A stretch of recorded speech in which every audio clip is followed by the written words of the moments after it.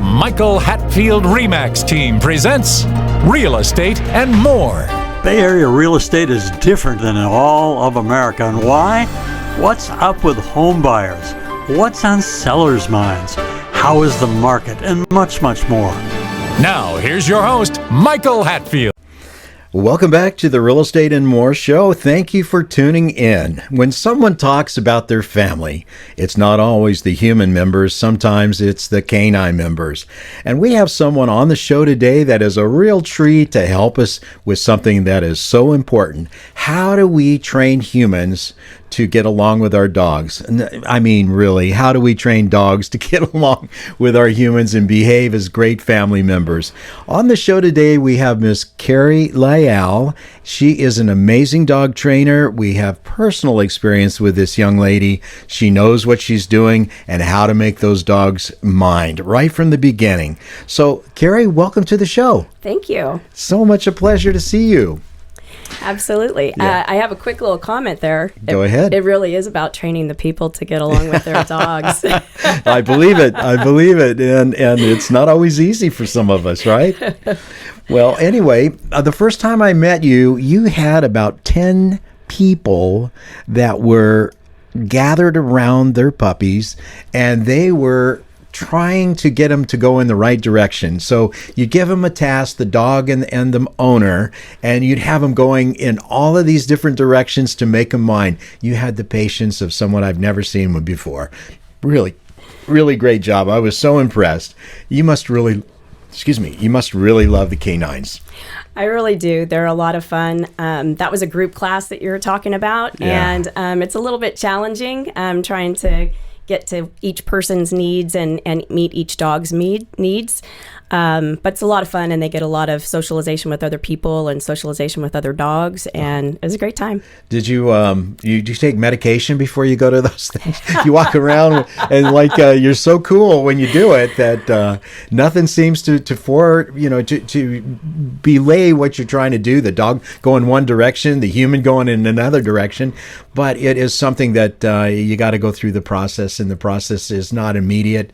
It takes a while to train humans to get along with their dogs, I think. Do you not agree? Yeah, absolutely. Yeah. So did you always love dogs or puppies? I mean, have they always been part of your life? They have. Well, up until, I guess it really started when I was probably about 8 years old. And back in the old days, we had this thing on the bookshelf, and it was the encyclopedia set, right?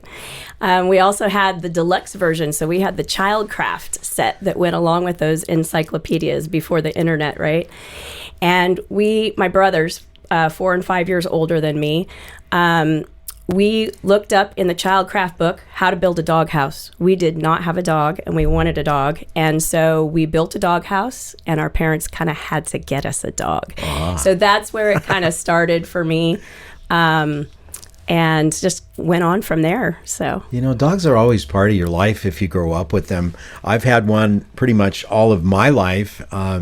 But it was a lot different back in the other days. I don't know as the training was as much as it is today to make them live with the civilized human beings that we are today. What say you?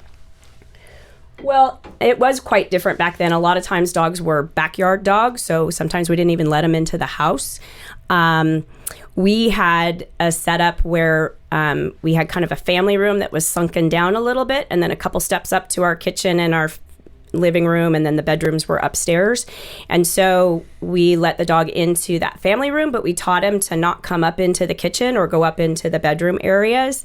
And that's a lot of how we still kind of train dogs from the get-go now, is that we kind of give them limited space, and then we give them more space as they kind of earn the privilege. The privilege, and they understand the proper behaviors on how to behave in the living room or upstairs, as they learn house training and all those kinds of things. Well, how long have you been doing this, training dogs? Well, we had the dog when I was younger, and of course we did a little bit of just training on our own then. And then when I was 12 years old, we had actually lost our first dog at age 3 from stomach cancer years and years ago. And when I was 12, I was involved in 4-H. And so one of the projects that I chose for 4-H was raising a guide dog puppy.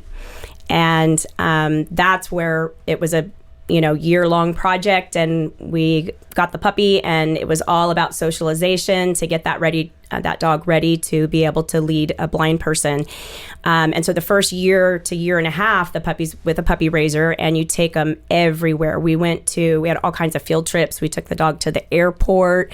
We took them in stores, downtown on buses, just all kinds of places. And that was a fantastic learning experience for me.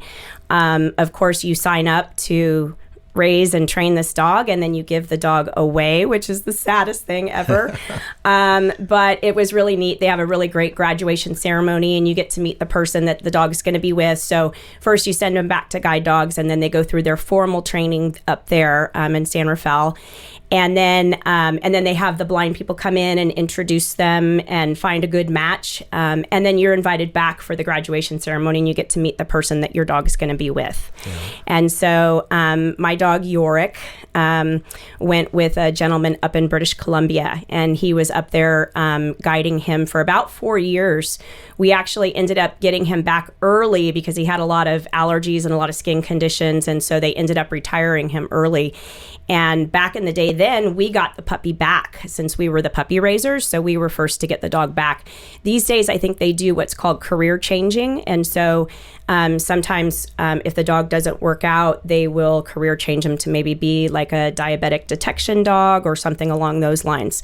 Wow. But yeah. Canines are something very, very special, especially in our life. As you know, we've had the German Shepherds. We've had 4 of them now, and the latest one is the best. He's quite a character, and you're infinitely familiar with this young guy of 12 now. And he's just got his own attitude. Yeah. Each breed of dog seems to have its own type of attitude, characteristics, which you can talk on better than I can for sure. There's so many different personalities. There's so many breeds. You got the small dogs, the big dogs, and, working lines, and the toy breeds. And there's just such a variety, and there's so much range even within a single breed. And then, of course, our lovely Heinz 57 mutts that are just a great combination of everything. And they're just wonderful. So many different unique little behaviors, and yeah. One thing I never forgot, you said, well, the thing with dogs is they don't ever talk back to you. That's not true. That is not true. Our dog talks back to us all the time. If we go to leave him, he is going to complain. And he's got the big dog bark when he wants it, and lets us know that, hey, that's not acceptable. I've got a job to do, and that's protecting and being with you. Yeah. Right? Yeah, absolutely. Yeah. Some dogs are a little more protective than others. Some dogs talk back a little more than others. One of the things that is really important is to train your dog how to spend some time alone. And that became a big thing during COVID, is that so many people were home with their dogs. And when the dogs are barking, we tend to respond to noises just like dogs respond to noises. But when we turn and look at the dog when they're barking at us, we gave them exactly what they wanted, and that's our attention. The attention. And sometimes they're accidentally rewarded for that barking because we attended to that. Yeah. It's like little kids, I guess a puppy generally has the equivalent of a 2 to 3 year old child. Is that reasonably correct? Yeah, I've heard 2 to 3, 5 to 6. Kind of probably depends on the breed. But it's it's hard to reason with them, right? We're not getting into like reasoning skills and stuff like that. But they can learn so much. They can learn so many English language words that we, teach them and show them. And they learn through repetition, so it's fantastic. Well, they're amazing animals. Tell me, what do you do when, let's just say that Joe and Annie go out and buy a dog, or they acquire one through a rescue, or sometime they acquire a brand new puppy. Let's say the puppy is 12 weeks old. Right. Okay, now they come to Keri, our very top dog trainer here, and they say, "Hey, what do we do now? We have this dog. Yeah. What are we gonna do with this dog?" So, what do you advise them? Where do you go from there? So, first off, you want to make sure that you've kind of prepped your house and your and your yard for the dog. Okay. Making sure there's not places where the dog can escape, and make sure it's kind of puppy proof. They're not going to be getting into things that are going to be harmful or damage your stuff. And then we're working like house training and those kinds of things.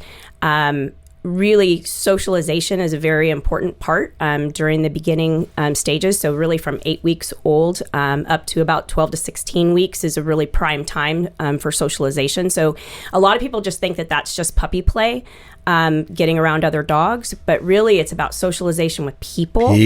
And so, just all kinds of things that you might not think of as different. Somebody that's super tall, or somebody that has a big hat on, or, talks with a low voice, or, walks differently, or is, any kind of thing that is just out of the ordinary from what they're living with. It's just really important that they get exposed in a proper way to those different kinds of things. They get exposed to little kids because, they run around and make noise and their arms are flinging all over the place. And so that's just a little bit more wild than if they were, with an older couple or something. So they need a lot of exposure to sights and sounds and smells.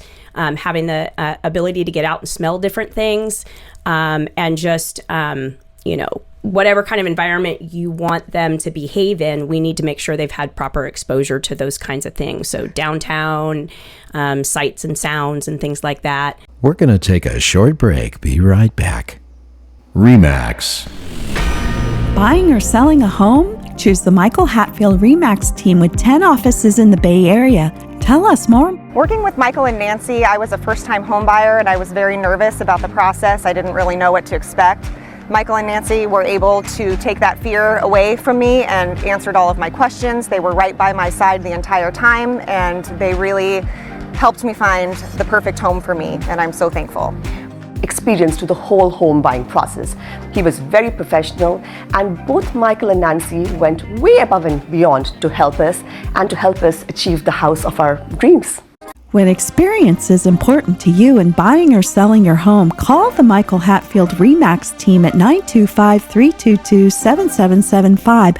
When buying or selling real estate, let us help you. Go to michaelhatfieldhomes.com when experience matters to you. Call 925-322-7775. Now, back to our show. So when you get a new pup, the first thing is prepare your house. You might want to put plastic down as you work with them to learn their potty skills. Yep. And then you want to socialize them. I remember the socializing that you recommended is get them with people right away. Yeah. Let them get used to being with folks that may not be all that calm like kids. Right. and that's a really big deal. What about the crate thing? Tell me about the crate thing. Yeah. So crate training is really helpful for house training. So for proper potty training for your dog. They'll tend not to soil where they sleep. So when they're in the crate at night, they'll learn to hold it for longer. And really young pups, like 8 to 10 weeks, you'll have to get up in the middle of the night to take them out to potty. But usually between 10 and 12 weeks, they start really sleeping through the night. And then putting them in the crate during the day sometimes too, so that we have kind of a rotation of activity there. They come out of their crate, we take them straight to their potty spot. That helps them, helps reduce the number of accidents in the house. And so we tell them outside, we go outside, we tell them spot, we run to a very specific place for them to go potty. I don't recommend people letting just the dog use their whole entire backyard as their toilet. It's important to take them to a particular location, especially for male dogs. We don't want them just triggering on pottying off of a smell. We want them to go to a location to go pee. And then once we get them over there, we say go potty or do your business or whatever you want to call it, rewarding them there in that area immediately right after they go. And then I like to say house and run them straight back into the house so that going potty at night at 10 o'clock, they're not out there searching for possums or skunks. They know to go out to the right spot, do their business, and come straight back in. So, and then the crate, like I said, that kind of helps to again, they tend not to soil where they sleep, so it helps them to learn to hold it for longer. And then once you've come in from going potty, you kind of have some free time. They're less likely to have an accident at that time. So that's a great time to let them follow you around the house, play with them, do some training exercises.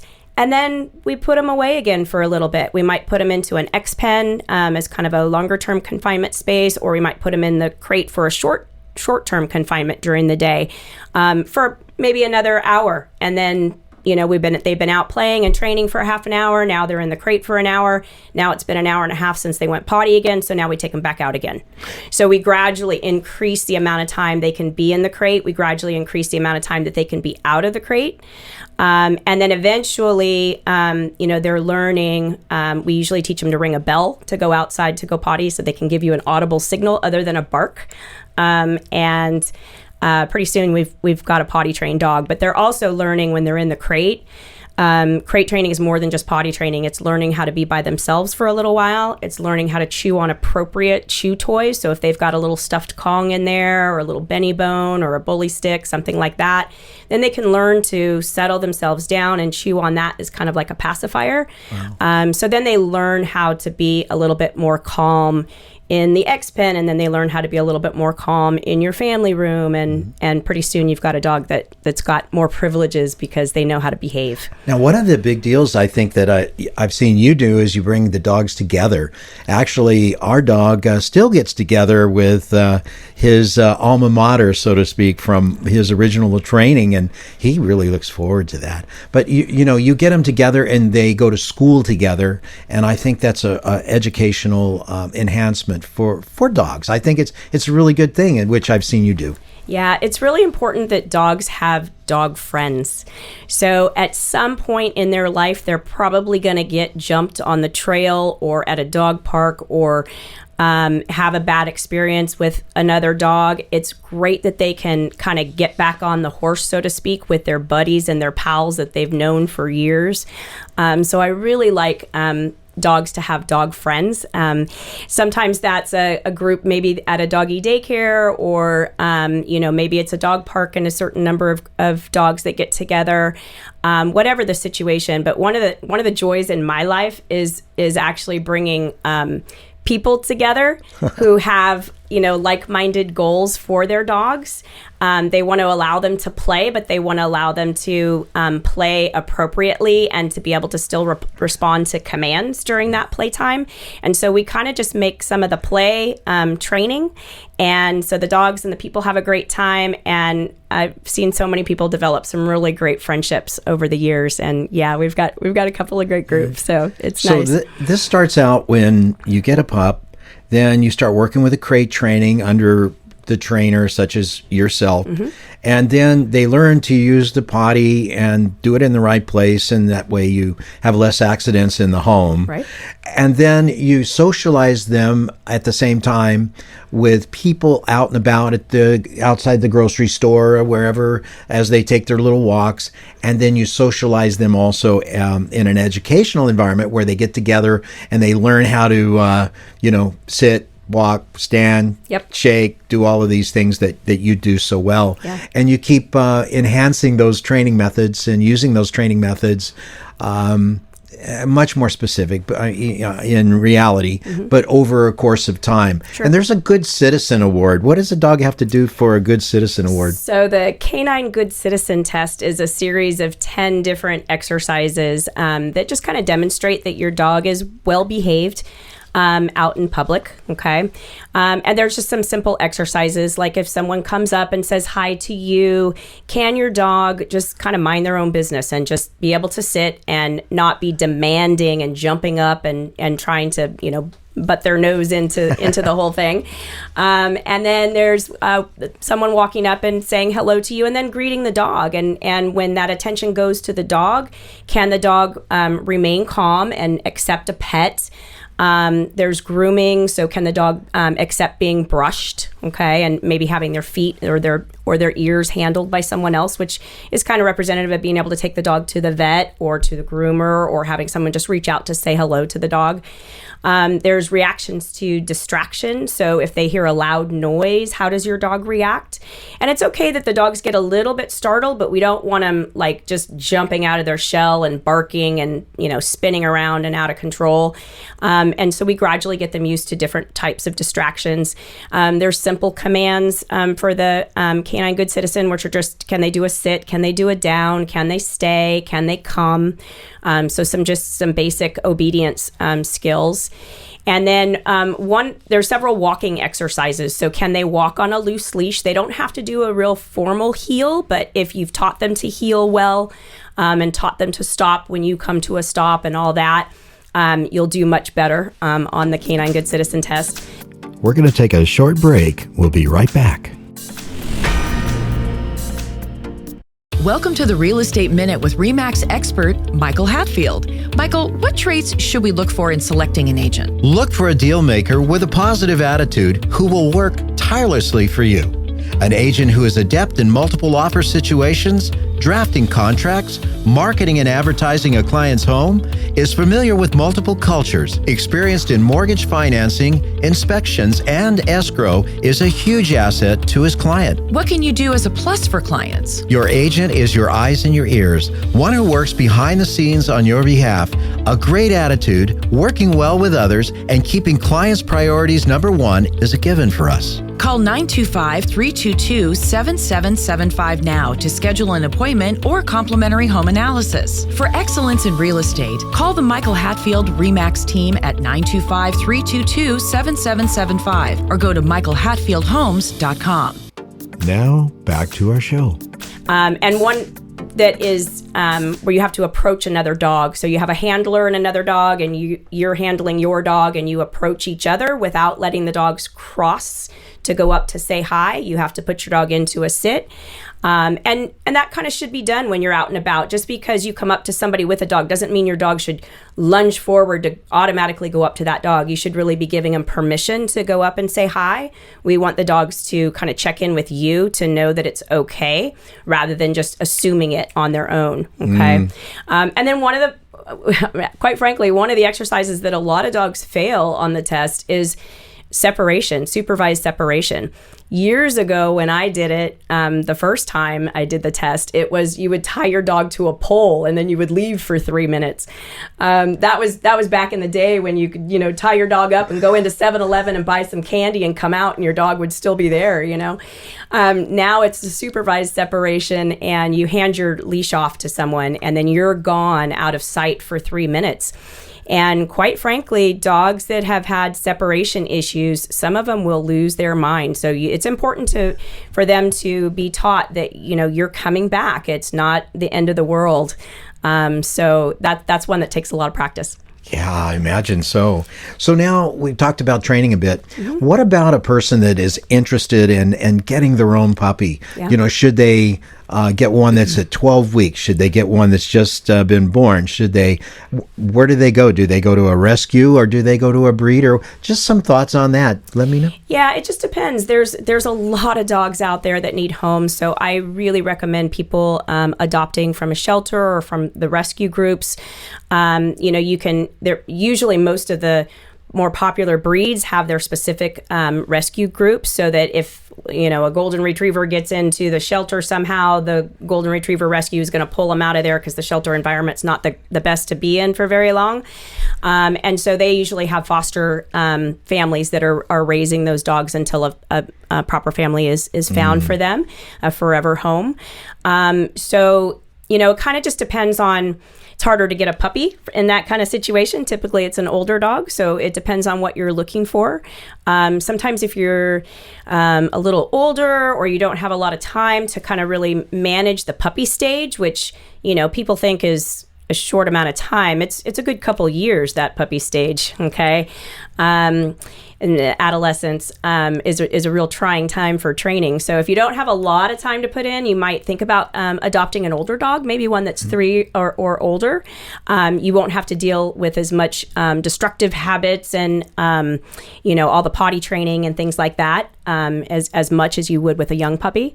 But if you are going to go the puppy route, investigate your breeders, and you want to look for breeders who are already introducing those puppies to sights and sounds and doing a lot of socialization with them early on. 8 weeks is about the time frame that most of the breeders are going to be shipping those puppies out for you. And under 8 weeks is a little too young. They're taken away from the litter and from mom too early. Older than that, you're going to hope that they have been in a really good environment because there's so much that happens between like 8 and 12 weeks.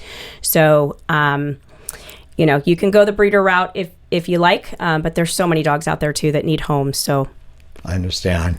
So, Keri, what would you give for words to our audience today for someone that's just getting a puppy? I mean, what are your words that you would use in conclusion today? What would you say a person should think about? Well, you want to make sure you have the time. Okay, number one. And you want to be able to bring that dog into your life. So think about it. If you don't have a dog yet, what is your lifestyle like? Is it that you just want to, walk a dog? You might check it with your neighbors and see if they're too busy to walk their dog and maybe they need their dog walked. Do you travel a lot? Do you like to go camping? Something where you can take your dog with you very easily? Or do you do 3-week vacations in Europe and that's probably not going to be feasible? So you kind of have to think about it. But most dogs are pretty adaptable, okay, to all kinds of situations. You can have neighbors and stuff watch your dog or whatever for, if you're traveling, things like that.